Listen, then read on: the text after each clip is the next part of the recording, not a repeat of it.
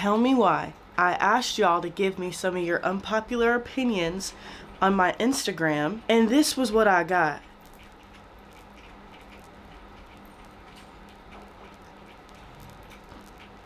Oh. I wasn't even planning on filming this video today because I had something else planned, and now that I have all of this information, I have to simply talk about it. And here's the thing. Y'all gave me y'all's unpopular opinions, and unpopular they are. Some of these deserve jail time. Some of these I agree with.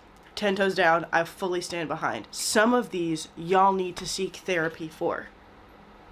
So let's talk about them. Some of these y'all actually are deranged for, okay? So the first one we have is folding the corners of library books should be a crime. I didn't know we were doing that. Listen, I'm a dog-earer till the day that I die. I will bend my pages in half, but they're my books. Who is folding corners of library books? And if you are doing this, come front and center.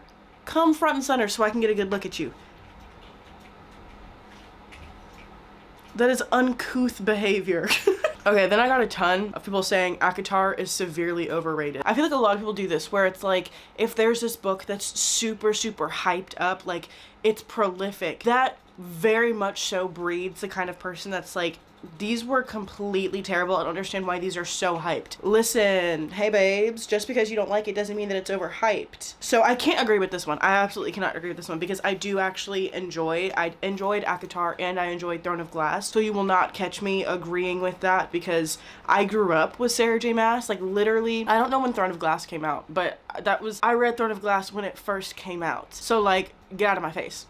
You know what I mean? Like, this is not something that's just like, it got blown up out of nowhere. Miss Girl has been big. She has been, a lot of y'all are just only now catching up. We're gonna have a discussion on this next one, okay? Audiobooks are not reading. Listen. I feel like the people who have this thought or belief system genuinely are the kind of people that are like the worst to hang around. I just mean like, you have to be the kind of person that's like, if somebody says something that's like partially wrong, y'all have to be the one to call. Y'all are the people that like correct people's grammar for no reason. Like it could be like the slightest mistake and y'all are calling it out. I feel like that's the kind of person that also feels like audiobooks aren't reading. Is it the same physical activity? No. However, your brain is still functioning the same. Actually, there were studies done that listening to a story, your brain cannot differentiate between it being real and between it being fake. It's just, it's all real. So you get a better, deeper understanding and you get a more visceral experience listening to audiobooks than you would reading a physical book. You're still getting the same information. The end point is still the same. You read the book. Did you sit there and physically read it? No. But don't piss me off right now. like don't piss me off. Because like the thing is a lot of people that will comment, like, so let's say I did like my top 10 books of the year and I all listened to them all on audio. And you are the kind of person that comments, well, you didn't read them. You listen to audiobooks. Or like the kind of person that like sees somebody does like a 30+ book monthly wrap up. And they're like, you must have just listened to these. You didn't read them. Hey, that's a brand of psycho. That's a brand of obsessed with me that I honestly cannot comprehend. Like, I didn't know you were in love with me like that. Not all books need a crazy plot twist for it to be a really good book. There are, especially I feel like this happens in the romance genre where it's like they just want something big or emotional or something crazy to happen to make it like, oh my gosh. And you can tell usually when that's the case, when they like authors are putting it in there just for like the shock factor and it doesn't necessarily add anything to the story. I 100% agree with that. Not all books need a crazy plot twist. And to be honest with you, sometimes not all thrillers, I know this is probably a very unpopular opinion, not all thrillers need a crazy plot twist. Like some plot twists are the ones that are just like very understated, but they make you think. That's my bread and butter. That's like the difference between, I feel like, Freida McFadden, Alex McAdilles. We'll just use him because he's one of my favorite authors. Those two brands of plot twists, I feel like, are very, very different. And I love that. I love, don't get me wrong, like I crave a Freida McFadden book every now and then, but her plot twists are insane. They're insane. So I do agree with that. Then the exact opposite of that. Someone said romance shouldn't be the only thing. You need a plot and a surprise. Okay, here's the thing. I feel like I can't sit with you on that one. I cannot sit with you on that one. Reason being is because romance is the genre. Like the whole purpose of it is romance. Now, if we're talking about like a thriller, yeah, you would need a plot and you would need a surprise. But for a good romance book, I don't necessarily think that that's the case, especially because romance storylines in general usually follow along like the same path, and there are slight variations, but it's usually all the same path, because in order for it to be a romance book, it usually would have to have like some kind of happily ever after ending. That's kind of like a staple of the genre. So I can't agree with that one. Someone said I'm Team Oro and Cassian isn't my fave. Listen, babe, you're about to piss off two different fandoms. I don't think the Lightlark girlies are quite that crazy yet, because it hasn't had time to ferment. It had that series hasn't had time to really settle into our culture.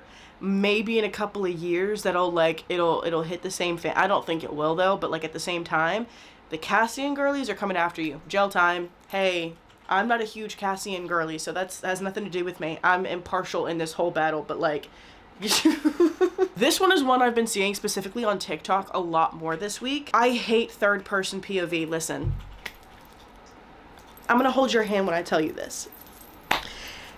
If you're the kind of person who hates, like will not read third person point of view books because you feel like it's boring, you're missing out on so many good romance books. You're missing out on so many good books in general. I love a good third person POV because I feel like it offers a very, very different feeling. It's just a different environment altogether when you read.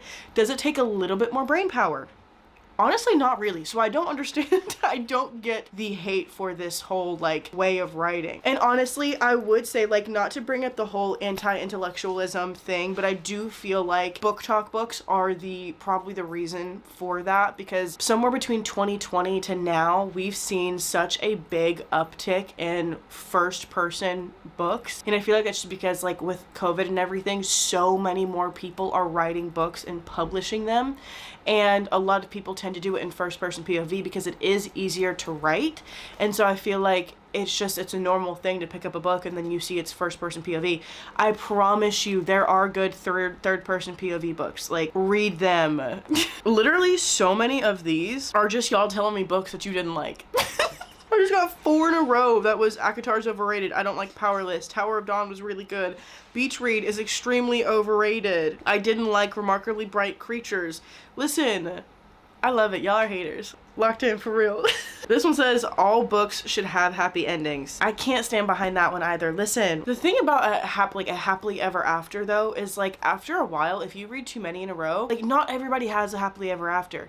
It's not all good all the time. And I feel like it definitely, like, you have to ride the line between real life and fiction, because obviously, like, you read to escape, but then also you do want to have some kind of, like, grounding realness in order for it to not feel too far out there, I guess, if that makes sense. But like some of the best books that I've ever read did not have a happily ever after, and I feel like it was the lack of the happily ever after that made those books so important to me, and because it just like it feels more real, and it's the injustice of it that feels so good at the same. I don't even know how to explain that, but like I don't know about that one, big dog.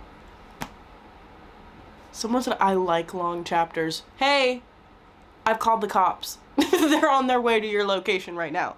What do you mean you like long chapters? Listen, I'm not a long book hater by any means, okay? If you seek out long chapters because you like them, I'm going to need you to check yourself into the nearest prison. I need you to do so. Excuse me? This one I read yesterday, and I really wanted to make sure that we talked about it, okay? Because this one pisses me off that we are having this conversation. It says, DNF books don't count in your yearly reads, and you shouldn't rate or review them. There are two sides of this discussion, okay? One side is with the, like, explanation that you did DNF it, but I DNF'd it for these reasons. And then there's a side that didn't say that they DNF'd it and then reviewed it. That side, I'm with you. That's weird behavior. If you did not finish the book, do not say that you finished the book just to try to gain some kind of credibility to make people not like it. Like, that's just weird energy. But if I put in 200 pages, even if I put 50 or 100 pages into me reading a book and I did not like it to the point where I DNF'd it, I'm allowed to talk about not liking it, and I'm allowed to talk about like why I DNF'd it. Because if I just said I DNF'd this book, I didn't like it, a lot of people are going to want in-depth explanations as to why, to give them an idea of like where I stand on the book. If y'all follow me on TikTok, y'all see I do like my yes, no, maybe reviews, and I'll add those books that I DNF'd into those reviews, because I'll say like, no, I DNF'd it, and I'll always say that I DNF'd it if I didn't finish the book. The fact that I DNF'd it automatically made it a no. Now, I don't rate books that I DNF, so like that, I get that. You should not rate a book that you didn't finish, because that's not fair to the author. But at the same time, if you're one of those people that like says, you're not allowed to talk about this book if you DNF'd it, hey, get out of my face before you piss me off. Because what are you talking about right now? Oh my gosh, I got so much of this, and I've found my people. I've found my people. I've found the people that truly, truly get me. The pregnancy trope. Okay, now this is very divided. There's a lot of people that hate the pregnancy trope. This one specifically says, I love the pregnancy trope, and that's it. But I did get so many more people talking about the pregnancy trope after that. I love it. Now, I feel like a lot of us who have been readers for like a long time, and especially around the Wattpad era, I feel like a lot of people got scarred from the pregnancy trope because of how often it got added into like, I don't want to say trashy books, but like, you know the kind of books that's like, I'm literally just reading this for fun. Like, it's not for any intellectual value or value to my life like whatsoever. This is literally just for the giggles, just for the vibes. I feel like so many of those books had the pregnancy trope just like thrown into them that it makes you like, it leaves a bad taste in your mouth. Where we are in this current day and age, like a Hannah Bonham Young book, I'm going to eat up every single time, and part of that is due to the pregnancy trope. If it is done right, y'all are haters for no reason. If it is done right and y'all still are standing behind hating a pregnancy trope just for the like, for what? Hey, for what? What about this is so off-putting to you? Because I simply don't get it. I will sit there and eat. I will smack on that for days, bro. I deliberated over Out on a Limb for days after finishing it, because I was like, I need so many more of these books directly in my lap right now. Thank you so much. I feel like people hate just to hate. Someone said Credence is a work of art. I'm trying to keep it in. I'll start this off by saying I DNF'd Credence. I got like halfway through it and I put it down.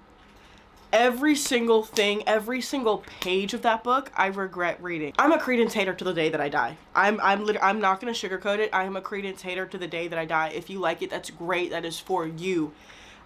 As for me and my people, it is simply disgusting. Hey, so that's not happening. Not on my, get off my, on the phone that I pay for.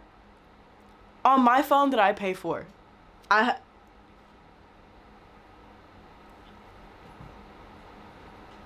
Okay, I'm getting some new opinions on these now. Someone said miscommunication trope done right is addictive in a toxic way. I live for the drama. So I understand this 100%. This is definitely an unpopular opinion. This is my favorite. This is my favorite opinion so far. There are some tropes that I feel like we literally just hate to hate that I absolutely love, okay? A miscommunication trope absolutely has the capacity or has the potential to do it for me every single time. It just depends on how it's written. If it's done right, I will eat it up. Like, I'm sitting there like Christmas dinner. What are you talking about?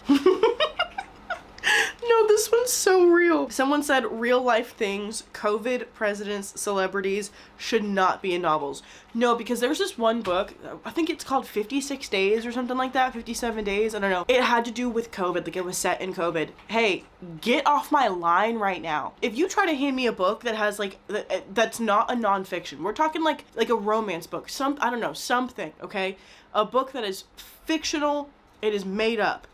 And you mean to tell me that there's real world or real life events taking place in this book? Like, notable. You're done. You're done. And this also goes along the line of like pop culture references. Or I was even, okay, this is gonna sound really bad, but like not really actually. I feel like a lot of people would agree with this. Fantasy books that has current slang in it. Or like fantasy, but like the dialogue, it doesn't feel like they're fictional characters. It feels like they could be literally, this video's on TikTok. You know what I mean? Like this was a line that I heard from TikTok. That is insane to me. Get off my phone, bro. Get out of here. Get away from me, because that's gross. I simply can't do it. After seeing 56 Days, that was the first time that I'd ever heard a book where COVID was actually in it, and I'm sure that there's a ton. Hey, why would you do that? That was not a good time. Why would you write about it? Someone said reading goals have become unhealthy. You set your own reading goal. The whole idea that somebody else's reading goal or somebody else's wrap up makes you not want to read, and it just makes you so irritated, or you just don't believe it to the point where you have to comment on what it is that they're doing, and you're telling them how unhealthy, whatever. It chaps my butt every single time. What are you talking about? If your reading goal is 3 books, if your reading goal is to finish half of the book that you're in the middle of, hey, cool. If your reading goal is 500 books in a year, good luck. And to say that they're unhealthy, what about them is unhealthy? What about that is unhealthy? Because if I want to sit here and instead of going out and drinking, I'm going to sit here and read my little book, or instead of, I don't know, doing some hood rat stuff, I'm very much entitled and warranted to do that. So I don't understand why we have so many opinions about other people, what other people do. You know what I mean? That has never made sense to me. I'm just gonna put a picture of this one up here. I'm not talking about it, but it's real. See, this one, again, I'm suspicious of people who say they read 200 plus books a year. No, for what? For why? Why does that matter? Someone said e-readers are superior to physical books. Jail time. Listen, I have a Kindle. Okay, I have an iPad that I read on. I read on my phone. I love me a good e-reader. But you could pry my physical books out of my cold, dead hands. Even if I've already read the book before, you could not get that physical copy, especially if it's a book that I enjoy. You could not get my physical copy away from me. Absolutely not. Absolutely not. We were too close to books being out of print back in 2016. Never happening again. Hey, so this is an example of someone going to jail in a second. You're going to jail. Hey, Tamlin's Redemption is a need, not a want. You're going to jail. Because what are you talking about? Ew. I don't even have anything to say about that other than ew. Someone said audiobooks are not reading. I said what I said. Don't piss me off right now. We've already talked about this. I just had, because I saw it again. Don't piss me off right now. Someone said buying multiple copies and audios of the same book is, and they put the little emoji, rolling their eyes emoji. Hey, why do you care? Yeah, so that's always my question when people comment, how many copies of the same book do you have? Or you buy all the medias? That's so annoying. Hey, why do you care? It's giving you're obsessed with me. It's giving Mariah Carey. Okay, now, but the same person who said that also said dog earring pages is fine. Stop the slutty ear shaming. For what? I agree with you. I stand behind that 10 toes down. We're like this for that, but what? Someone said, I do judge a book by its cover. If I don't like the cover, I'm never reading it. And honestly, I do love where we've gotten to as a society where we can be honest with each other, okay? Because yes, I'm absolutely going to judge every single cover. I'm going to judge a book by its cover. Listen, it's going to happen. I'm so sorry. If the cover is gross or irritating, or if there's a naked man on the front of it, I'm not reading it. And that's just me. Fake dating is annoying, boring, and predictable. Is you cool? Are you okay? Are you alright? Do you need a hug? Do you need a hug? Listen, fake dating is one of my favorite tropes, okay? Because the tension, is it kind of repetitive? Yes, okay. But listen, there is nothing like a good fake dating trope. There's something about it that hits me right here every single time. Annotating books ruins the fun out of reading. What are we talking about here? Hey, so what are we talking about here? If you don't want to annotate your book, by lordy, do not annotate it. Hey, no one said you had to. But if I want to write on every single page of this 600-page book that I'm going to be reading, 100% I'm going to do it. And it's not going to look pretty. But even if it did look pretty, I'm having the most fun of my life. Someone said Powerless was better than Red Queen. Listen, this is too soon. Hey, this is too soon. Hey, time and place, okay? This was not the time nor the place. Do not piss me off, especially because you're talking to somebody who is not new to reading. I feel like, if y'all don't know what I'm talking about, I forget y'all aren't on TikTok. Y'all aren't TikTok. If you don't know what I'm talking about, Powerless is now kind of under a little bit of fire, okay? Because Red Queen, if y'all remember the series by Victoria Aveyard, she came out with them like back in like 2014, like it was a long time ago. She wrote this Red Queen series, and Powerless, it kind of is a carbon copy. It's giving Red Queen and Hunger Games, okay? Victoria Aveyard has kind of alluded to like her not enjoying that, the fact that it is basically, it's a copy and paste version, because people started comparing the two and saying that Victoria Aveyard was copying Powerless, which is actually comical considering, I think it actually might have come out in 2012. Like it was over 10 years ago that Red Queen came out. And Lauren Roberts had even said herself that like Red Queen, or like these dystopian kind of books, the trial books, was something that she took heavy inspiration from like when she was growing up and reading. So like obviously she had read what Red Queen before. She knew what Red Queen was about. Don't piss me off. Listen, absolutely not. We're not doing this. Put some respect on Victoria Aveyard's name, okay? It was nowhere near Red Queen. Because my whole issue with Powerless, especially the first half of that book, was the writing. The writing was bad. Like, it was not good. I should not have done this. Someone said beach read was boring.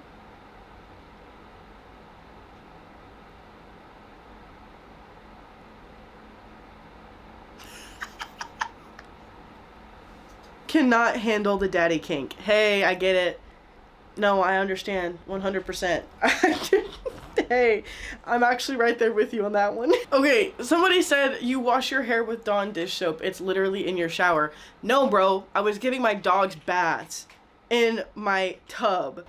Why are y'all so nosy? Books should be organized by author's last name, not by color, not by genre. Tell me your type A without telling me your type A.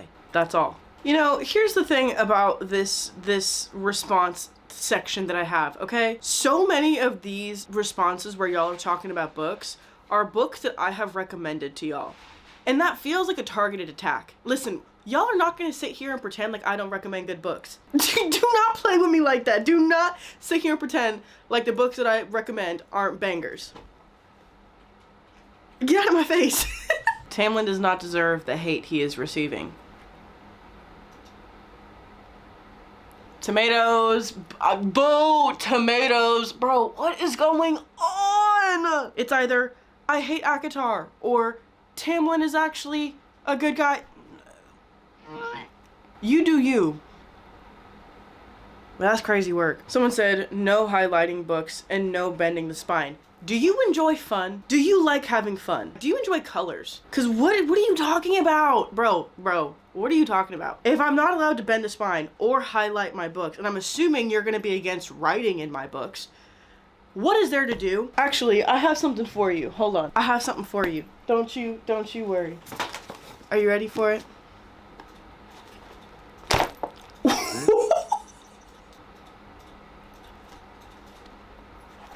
I just broke the book.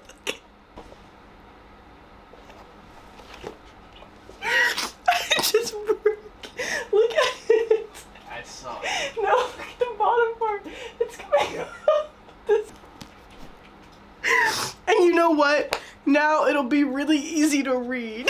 I'm crying. That's what I get for being spiteful, honestly. I'm like sweating because of that. Someone said audiobooks are always bad. Do you want me to cry?